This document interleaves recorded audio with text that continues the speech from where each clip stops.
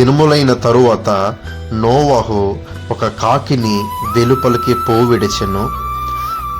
అది భూమి మీద నుండి నీళ్లు ఇంకిపోవు వరకు ఇటు అటు తిరుగుచుండెను.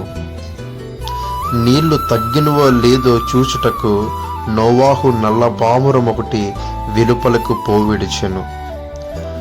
భూమి అంతటి మీద నీళ్లున్నందున అరకాలు నిలిపి ఆ వాడలోనికి మరల తిరిగి వచ్చెను. అప్పుడు అతడు చెయ్యి చాపి దాన్ని పట్టుకుని వాడలోనికి తీసుకొనెను. 7 దినములు తాళి మరల ఆ నల్ల పావురమును వాడలో నుండి వెలుపలకు విడిచెను.